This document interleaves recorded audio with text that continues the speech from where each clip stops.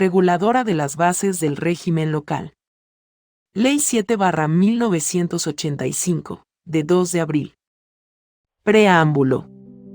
La organización democrática de nuestra convivencia representada por la Constitución es un hecho singular de nuestra convulsa historia de los últimos siglos. Singular por el grado de sosegado consenso que alcanzó en su elaboración y aprobación, hecho de por sí ya sin precedentes, y singular, también, por la importancia de los asuntos y viejas querellas que abordó, así en lo tocante a libertades y organización territorial del Estado, en torno a los cuales tal historia es pródiga en mostrarnos las notables y graves diferencias que dividían el sentimiento de los ciudadanos y eran causa de profundas alteraciones en la cosa pública.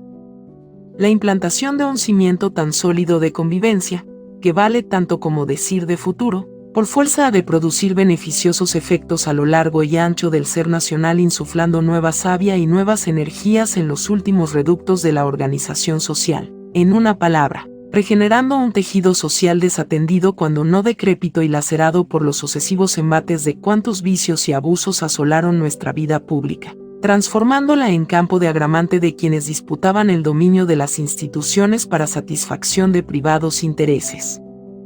Uno de los ámbitos en que mayores efectos produce y ha producido ya la aprobación de nuestra querida Constitución es el relativo a la administración local, tan necesitada de adaptación a la nueva realidad. En el día son numerosas las pruebas de la urgencia de definir desde el Estado el alcance de la autonomía que se reconoce a estas entidades tan ricas en historia y en muestras de su importante contribución a la defensa y engrandecimiento de España, pero tan expuestas a sufrir los males que puedan derivarse de una abusiva limitación de su capacidad de actuación en los asuntos que son del pro común de las villas, pueblos, parroquias, alfoces, comunidades y otros lugares que con distintos nombres son conocidos en las diferentes regiones de nuestra patria. La gravedad del asunto no admite demora y mucho menos cuando, por mor de la nueva configuración territorial del Estado, las nuevas comunidades autónomas esperan, algunas con impaciencia, a que el Estado trace las líneas maestras definitorias de estas entidades para, inmediatamente,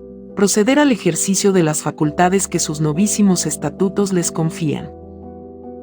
Se comprenderá fácilmente que, al elaborar las presentes normas reguladoras del régimen local, el legislador sienta la carga de una especial responsabilidad, que le incita a extender sus reflexiones a todos aquellos ámbitos relacionados con el asunto y a indagar sobre la misma desde todas las perspectivas posibles y en primer lugar volviendo la vista a la historia. Y es que las instituciones que conforman el régimen local, además de su importancia intrínseca, además de su inmediata proximidad no ya a colectivos más o menos nutridos, sino a la práctica totalidad de los ciudadanos, poseen extraordinaria densidad histórica. Cuentan con un pasado multisecular susceptible por sí solo de proporcionar valiosas enseñanzas y de orientar el pulso del legislador. Pensemos ante todo en el municipio, marco por excelencia de la convivencia civil, cuya historia es en muy buena medida la del occidente a que pertenecemos. Tanto en España como en Europa el progreso y el equilibrio social han estado asociados desde la antigüedad al esplendor de la vida urbana y al consiguiente florecimiento municipal. Y viceversa. Los periodos de estancamiento o de retroceso se han caracterizado igualmente por la simultánea decadencia de las comunidades ciudadanas, que en siglos ya lejanos llegó a consumarse con la ruina y extinción de los municipios. Al clausurarse el primer milenio de nuestra era, la confluencia de factores múltiples y de diversa índole provocó el resurgimiento de la poco menos que inexistente vida urbana. Los países de Europa Occidental, España entre ellos, volvieron a presenciar la erupción de núcleos humanos compactos. Sus asentamientos dejan de ser meros centros de población para adquirir superior organicidad, personalidad progresivamente definida, para forjar lentamente un régimen jurídico específico.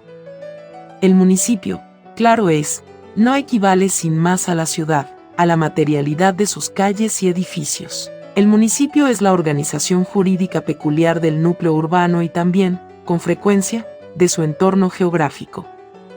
No se olvide, en efecto, que los nacientes municipios medievales fueron durante varios siglos instrumentos esenciales de colonización de territorios ganados a los musulmanes. Con el decisivo concurso de los municipios y por impulso suyo se repoblaron amplias zonas y se crearon incontables villas y aldeas, organizándose, en suma, extensos términos y alfoces estrechamente vinculados a las ciudades respectivas. La expresión más acabada del alcance de la expansión municipal seguramente se encuentra en las numerosas comunidades castellanas de villa y tierra. Se ha aludido a la singularidad de la organización municipal, pero ¿en qué consistió exactamente? Los hombres del siglo XX necesitamos ejercitar nuestra adormecida imaginación, trascender el horizonte histórico inmediato, para comprender cabalmente lo que antaño representó la emergencia del régimen municipal. Es menester recordar la anterior exclusividad de la vida agraria, controlada por entero por sectores señoriales cuya prepotencia se tradujo en el establecimiento y generalización de las relaciones de servidumbre. En ese contexto señorial, el renacimiento de las ciudades y su organización en municipios posibilita el disfrute de libertades hasta entonces inasequibles, permite redimirse de los malos usos y de la opresión señorial, así como adquirir un estatuto jurídico liberador de las pasadas y pesadas restricciones. No le faltaban motivos al hombre medieval para pregonar que el aire de la ciudad hace libre. Si el señorío es el arquetipo de la sujeción personal, el municipio es el reducto de las libertades. En verdad, los municipios son enclaves liberadores en medio del océano señorial de payeses, solariegos, etc., sometidos a servidumbre. No fue, naturalmente, el altruismo de los señores lo que motivó la concesión de esas libertades concretas. La iniciativa y el estímulo provienen de la corona, interesada en debilitar la hegemonía y contrarrestar la influencia de las fuerzas señoriales, que se erige en protectora y aliada de las ciudades. De ahí que sea la monarquía la que otorga las normas singulares que cimentan el edificio municipal, innumerables y sucesivos fueros, privilegios, franquicias, exenciones, jalonan el régimen jurídico de las poblaciones que, tras recibirlas, se convierten en municipios. Como consecuencia de ese proceso no se encuentran dos municipios con idéntico régimen. Antes bien, coexisten tipos o modelos municipales diversos y dotados de distinto grado de desarrollo. Común a los municipios de realengo es, empero, el contraste jurídico con el señorío rural y la íntima conexión con la monarquía, como lo es, desde luego, haber obtenido generosas dosis de autogobierno consustanciales al municipio propiamente dicho, porque, aun obviando los excesos interpretativos de la historiografía liberal, no es cuestionable que los municipios medievales y principal y precozmente los castellanos, conestaron su indiscutida dependencia de la realeza con el goce de amplia autonomía en todos los órdenes. No obstante, la participación inicialmente igualitaria de la totalidad de los vecinos en el gobierno municipal ni se mantuvo en toda su pureza ni fue demasiado duradera.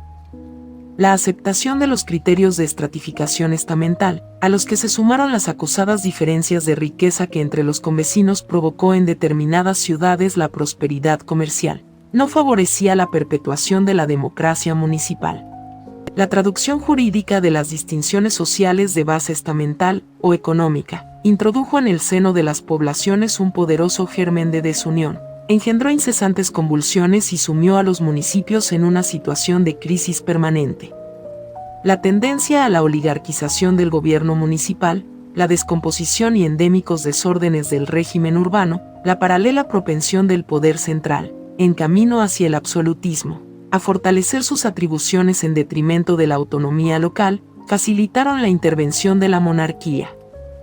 Entre mediados del siglo XIV y finales del XV la organización municipal experimentó profundas mutaciones que contribuyeron a estrechar considerablemente el ámbito del anterior autogobierno. Mencionemos, a título de ejemplo, sendas manifestaciones paradigmáticas del fenómeno que se acaba de indicar: las tempranas reformas de Alfonso XI en Castilla y las tardías de Fernando II en Cataluña, distintas y distanciadas en el tiempo, pero inspiradas a la postre en directrices políticas análogas.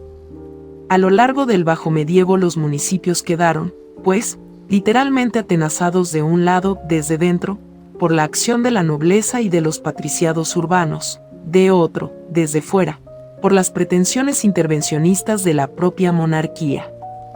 La pugna triangular que esmalta el acaecer del municipio hasta muy avanzado el antiguo régimen desembocará en todo caso en el menoscabo de los sectores ciudadanos, a pesar de haberse alineado habitualmente en el bando de la realeza. el desarrollo de las oligarquías municipales se vio facilitado por la sustitución de las asambleas abiertas a todos los vecinos, consejos abiertos, por organismos reducidos, cabildos, concels, ayuntamientos, de los que todavía suelen formar parte, con los titulares de cargos de designación regia y sin confundirse con ellos, otros oficiales en principio rigurosamente electivos.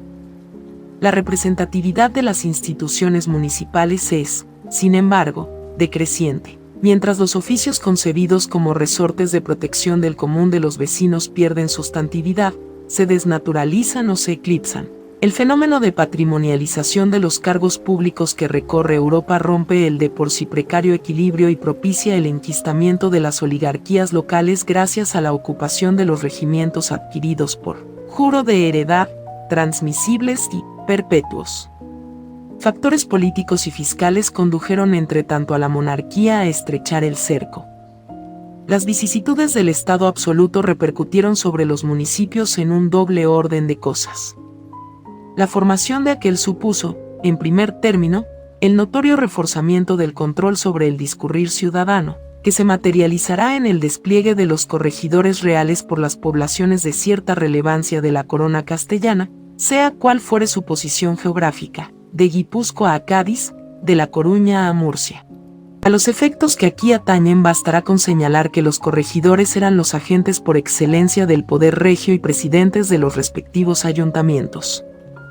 La consolidación del Estado y los compromisos exteriores de los Austries originaron, en segundo lugar, muy elevados costes y la consiguiente y crónica penuria de la hacienda, que no reparó en medios para satisfacer sus perentorias exigencias. De esta suerte, a la desafortunada e inescrupulosa gestión económica de las oligarquías que gobiernan las ciudades, a la fortísima carga fiscal que gravita sobre la población pechera, se sumaron los trastornos ocasionados a los municipios por el innecesario acrecentamiento de oficios, por la proliferación de las exenciones de villas y lugares de los alfoces, por la imposición de múltiples gravámenes. Para alimentarse la hacienda real vende sin tasa de oficios, villas, baldíos, a riesgo de empobrecer simultáneamente a los municipios y de poner en peligro la integridad de sus patrimonios. La historia del municipio moderno es, con todo, sumamente compleja y está colmada de hechos de significación ambivalente, de matices aún inexplorados. Desde una óptica general es indudable su decadencia.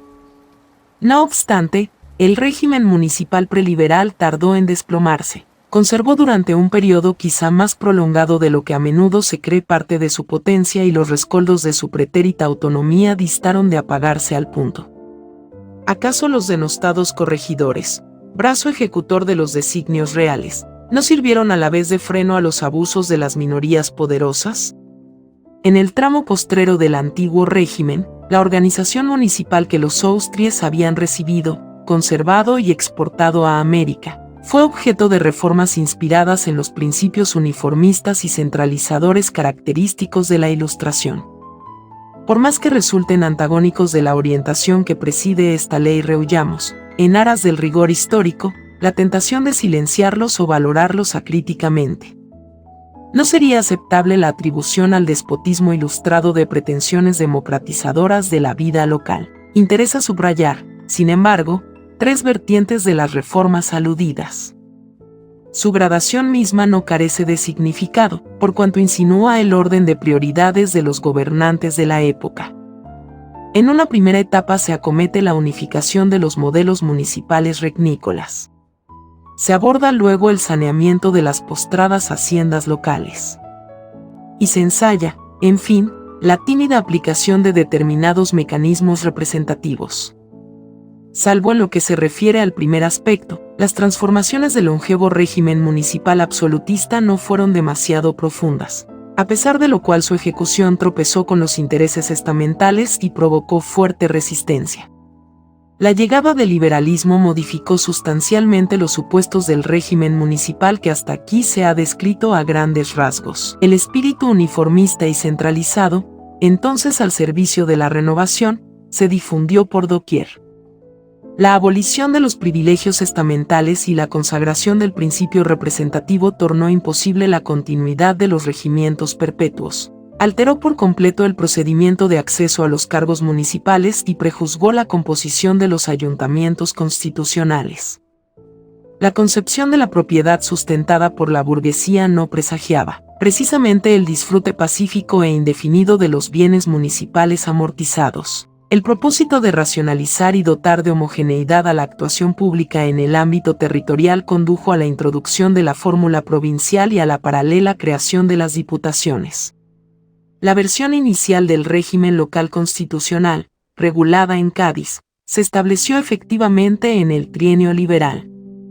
Se caracterizaba por la implantación de ayuntamientos de traza uniforme en todas las poblaciones que contaran al menos con 1.000 habitantes y por el tendido de la red provincial en torno al binomio Diputación-jefe político.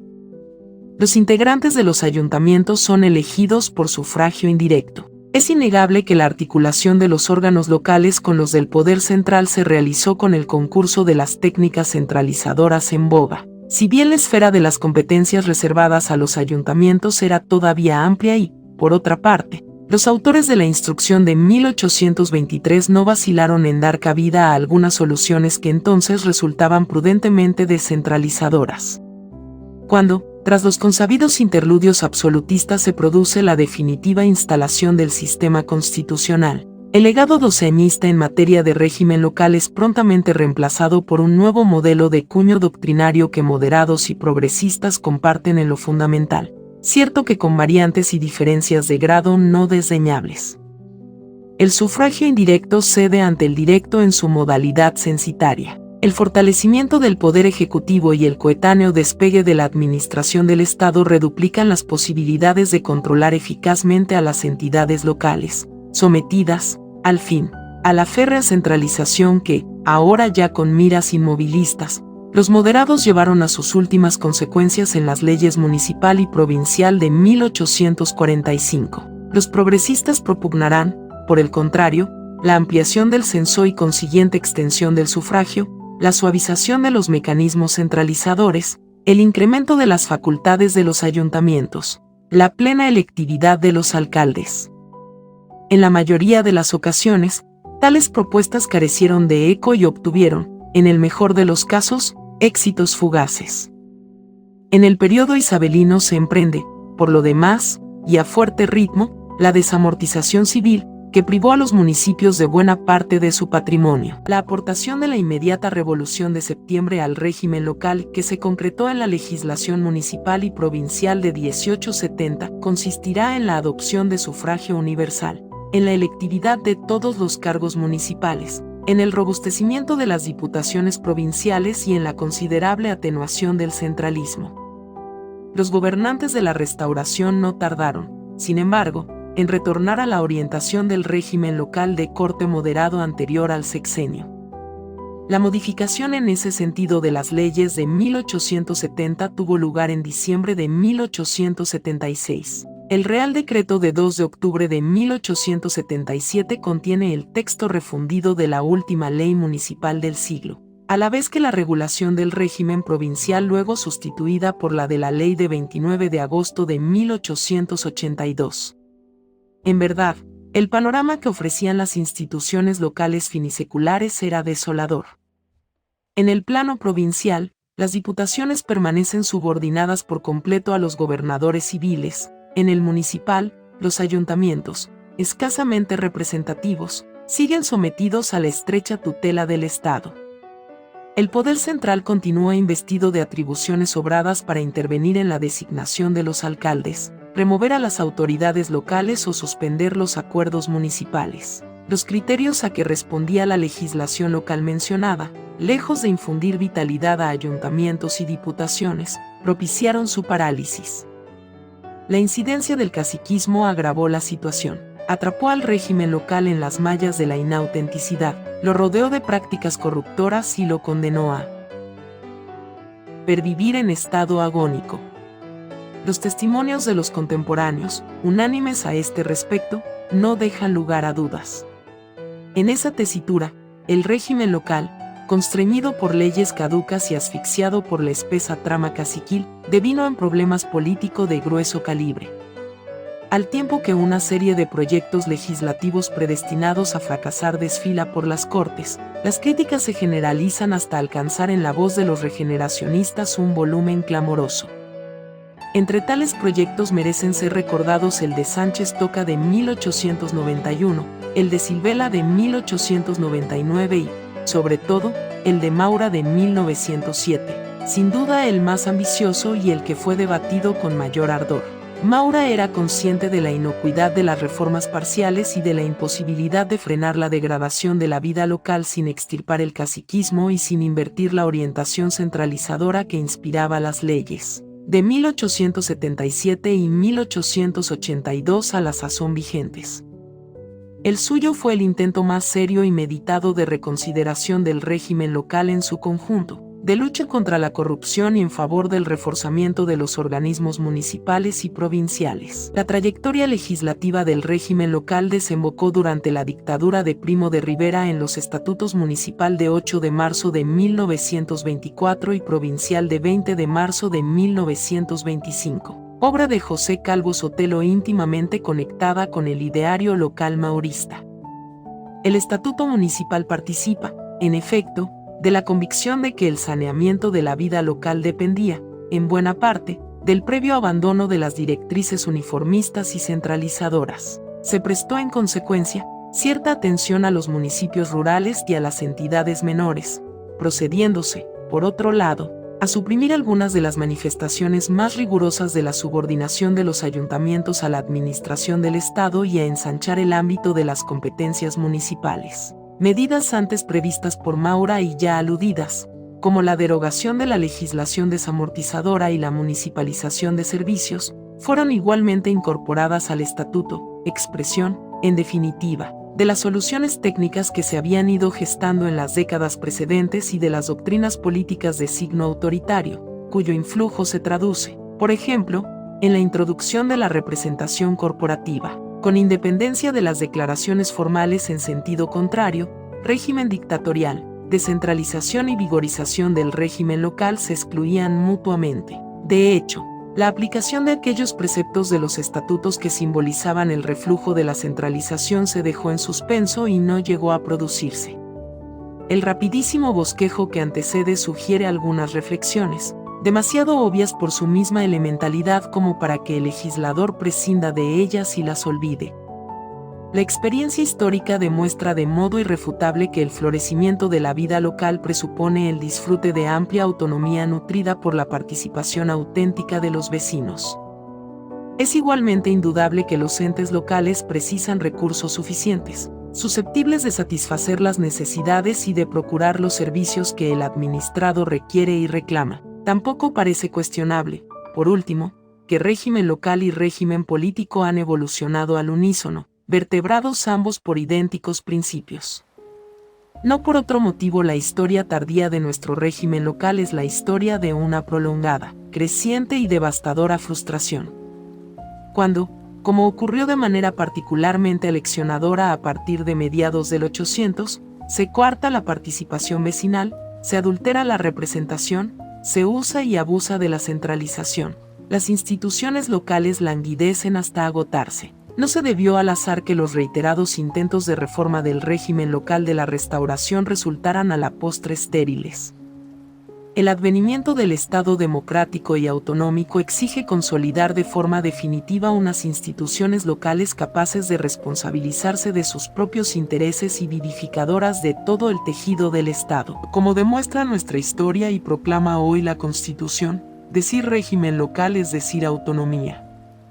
La pervivencia misma, a lo largo del tiempo y bajo las más diversas circunstancias políticas, de esta nota caracterizadora muestra, no obstante, la indeterminación y ambigüedad del concepto.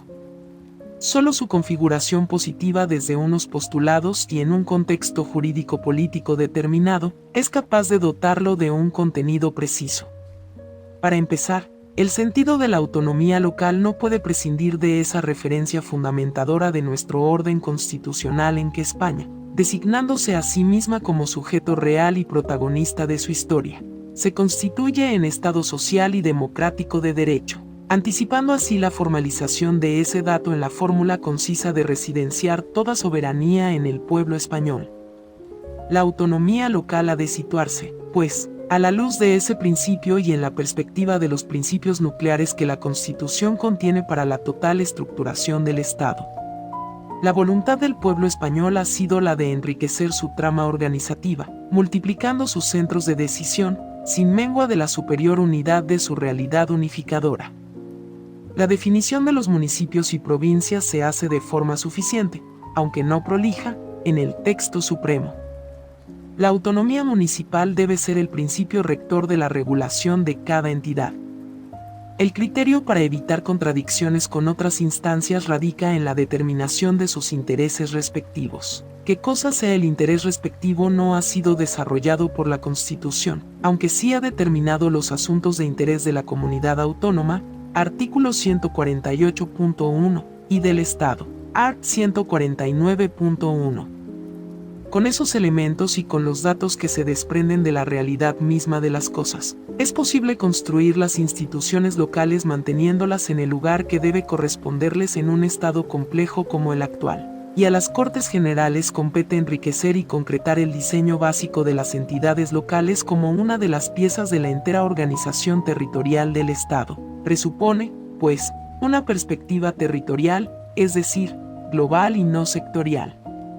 Su desarrollo representa poner en pie una institución territorial, consecuentemente, su estatuto subjetivo o puntos de referencia del nuevo ordenamiento desde y por ellos vertebrado, y la ordenación de la capacidad potencialmente universal de dicha institución.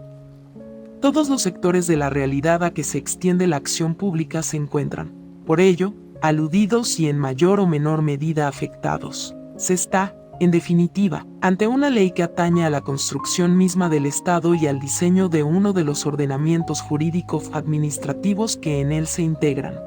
Si en sus orígenes medievales autonomía local es el municipio urbano, la ciudad que nace libre por exención del mundo señorial en declive y si, en el momento del surgimiento del Estado constitucional, esa caracterización pudo completarse identificándola con un supuesto orden local de competencias. Ninguna de esas dos ideas sirve hoy para determinar la autonomía. No se trata ahora de utilizar el escalón municipal como pieza decisiva en un proceso histórico de emergencia de un nuevo orden político, sino más bien de delimitar el espacio y el papel propios de las entidades locales en el seno de un orden constituido, pero tampoco es posible entender hoy los poderes públicos como estructuras monolíticas, construidas en cascada de mayor a menor y dotadas de funciones relativamente estables y diferenciadas por serlo también el mundo al que se enfrenta.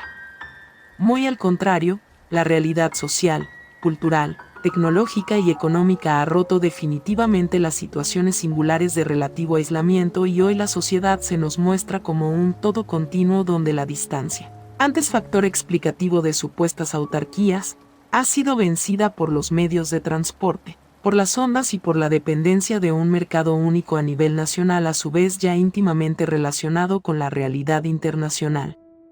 Esa continuidad del tejido social hace imposible marcar unas fronteras nítidas a los intereses cuya tutela respectiva se encomienda a los distintos poderes que destacan así su condición de formar parte de un conjunto institucional de arquitectura compleja en que las partes adquieren sentido en función del todo, pero articulándose entre sí no por principios formales, sino por criterios materiales que tratan de adaptar las competencias a los intereses reales en juego. La autonomía local no puede definirse de forma unidimensional desde el puro objetivismo localista o regionalista, sino que requiere ser situada en el marco del ordenamiento integral del Estado. La dificultad específica de ese objetivo radica en que éste no es único y homogéneo, sino constituido por la acción simultánea de los principios de unidad y autonomía de las nacionalidades y regiones, que encuentran su expresión organizativa en la distribución del poder entre las instituciones generales de la nación y las comunidades autónomas. Puede calificarse de feliz la conceptuación de esa fórmula como Estado compuesto, un Estado con una única soberanía, un solo pueblo con un destino político común, que, reconociendo su diversidad, constituye el sistema de resolución permanente de sus contradicciones, conflictos y tensiones que no otra cosa es el Estado, sobre la base de una pluralidad de instancias autónomas y diversas, vertebradas entre sí para el mantenimiento del valor de la unidad. Carece, pues, de verdadero sentido la apelación sin más a modelos preestablecidos, pues las corporaciones locales tienen en el sistema así descrito una posición propia, que no se define por relación a ninguna otra de las instancias territoriales, afirmándose igual que éstas en su condición, ganada por su peso histórico y actual, de partes componentes de la total estructura del Estado. Huelga decir que la autonomía local, para su realidad, precisa de una institución capaz de actuarla, institución que, por expreso mandato constitucional y cuando menos en el escalón básico municipal, ha de montarse sobre la doble nota de la representatividad directa y la personificación. Pero, en lo que más interesa ahora, ello significa que el régimen local tiene que ser, por de pronto, la norma institucional de los entes locales. Esta comprobación elemental implica dos consecuencias de primera importancia. En primer término, que esa norma desarrolla la garantía constitucional de la autonomía local, función ordinamental que, al estarle reservada o, lo que es igual, vedada a cualesquiera otras normas, presta a su posición en el ordenamiento en su conjunto una vis específica, no obstante su condición formal de ley ordinaria. De otro lado, el hecho de que las entidades locales, no obstante su inequívoca sustancia política, desplieguen su capacidad en la esfera de lo administrativo, justifica tanto esta última condición del marco definidor de su autonomía, como la identificación del título constitucional para su establecimiento en el artículo 149.1, apartado 18, en relación con el 148.1, apartado segundo, del texto fundamental. Queda explicado, así, que la determinación de ese marco es el resultado de la acción conjunta, según la concreta distribución de la potestad legislativa en la materia operada por el bloque normativo integrado por la Constitución y los estatutos de autonomía, de la Ley General y la Ley Territorial. La peculiar estructura de dicho marco, decisión básica constitucional en términos de garantía institucional y remisión al legislador ordinario de los entes locales, no significa, sin embargo, que ese estatuto deba quedar regulado agotadoramente por la ley. Resurge aquí la vieja polémica entre uniformismo y diversidad en la organización local, en modo alguno resuelta con los intentos frustrados de tipificación de regímenes locales, que solo suponen una estéril flexibilización del uniformismo, solo que ahora transmutada en la tensión entre los valores constitucionales de unidad y autonomías, de las nacionalidades y regiones y de los entes locales. La resolución adecuada a esa tensión exige desde luego la constricción del marco general a lo estrictamente indispensable para satisfacer el interés nacional, pero también desde luego una específica ponderación, según su valor constitucional relativo, de las exigencias recíprocas del interés autonómico y el estrictamente local. De esa ponderación resulta que si en lo que trasciende a la conformación de la organización territorial, procesos de alteración de municipios y creación de nuevos entes territoriales, debe primar el interés autonómico. No sucede lo mismo en el plano de la organización interna de las entidades locales, plano en el que procede reconocer la primacía del interés de la acomodación de aquella a las características específicas de éstas. Pero el régimen local, para cumplir su función de garantía de la autonomía incluso, su cometido específico en cuanto norma institucional de la administración local, precisa extravasar lo puramente organizativo y de funcionamiento para penetrar en el campo de las competencias, las reglas de la actividad pública y el régimen de los medios personales y materiales. Obvio resulta decir que, en este campo, la regulación legal ha de tener muy presente la opción constitucional, expresada en el artículo 149.1, apartado 18, en favor de una ordenación común, configurando las inevitables peculiaridades de la administración local desde ese fondo homogéneo, para su integración coherente en él mismo. En punto al aspecto, absolutamente crucial, de las competencias, la base de partida no puede ser hoy otra que la de la radical obsolescencia, por las razones ya dichas anteriormente, de la vinculación de la autonomía a un bloque de competencias por naturaleza sedicentemente locales. En efecto, salvo algunas excepciones, son raras las materias que en su integridad puedan atribuirse al exclusivo interés de las corporaciones locales. Lógicamente también son raras aquellas en las que no existe interés local en juego. De ahí que la cuestión de los ámbitos competenciales de los entes locales deba tener en cuenta una composición equilibrada de los siguientes factores.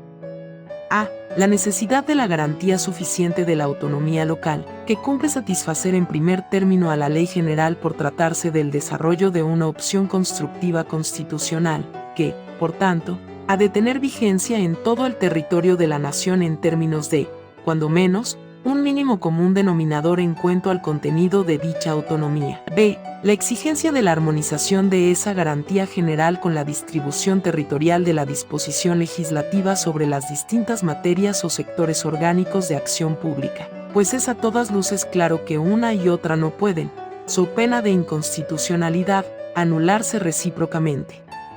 C. La imposibilidad material, en todo caso, de la definición cabal y suficiente de las competencias locales en todos y cada uno de los sectores de intervención potencial de la administración local desde la legislación del régimen local.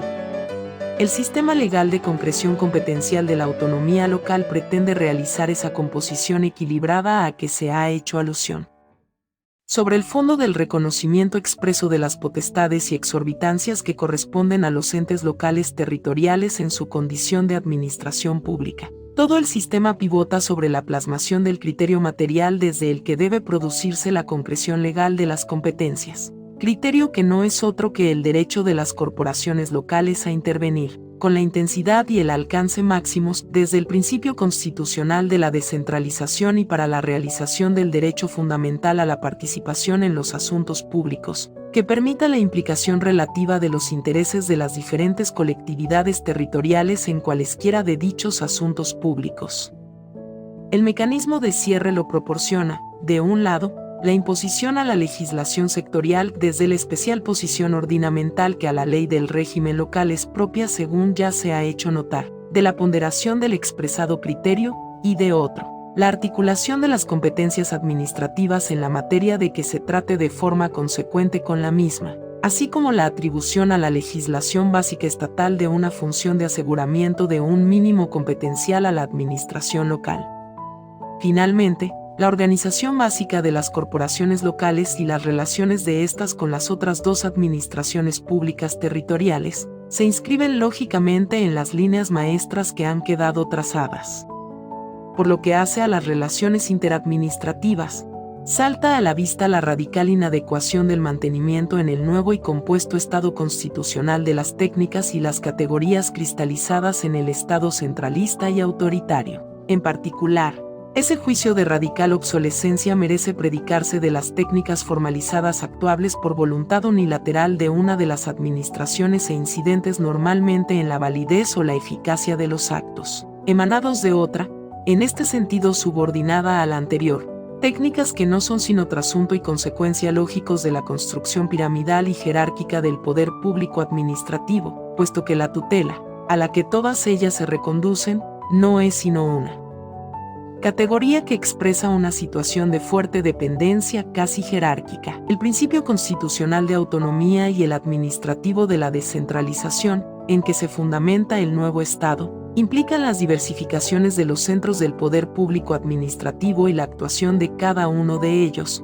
en su ámbito propio, con plena capacidad y bajo la propia responsabilidad, es decir, impide la atribución a alguno de ellos de facultades de control que recaigan sobre la actividad en general de los otros y que supongan una limitación de la capacidad de estos. Cierto que ello no significa en modo alguno la invertebración del poder público administrativo, pues simultáneamente juega el principio de unidad y su traducción administrativa en los de coordinación y eficacia. Sucede solo que ya no es legítima la realización de estos valores por las vías expuestas. Antes bien, ha de ser el resultado del juego mismo de la vida institucional desde sus presupuestos de representatividad democrática y gestión autónoma de las propias competencias, con lo que todas las instancias administrativas son idénticas en cuanto a capacidad en la esfera de sus asuntos, derivando la desigualdad únicamente de la estructura inherente al interés público, como fruto del esfuerzo permanente de integración político-social en el orden constituido.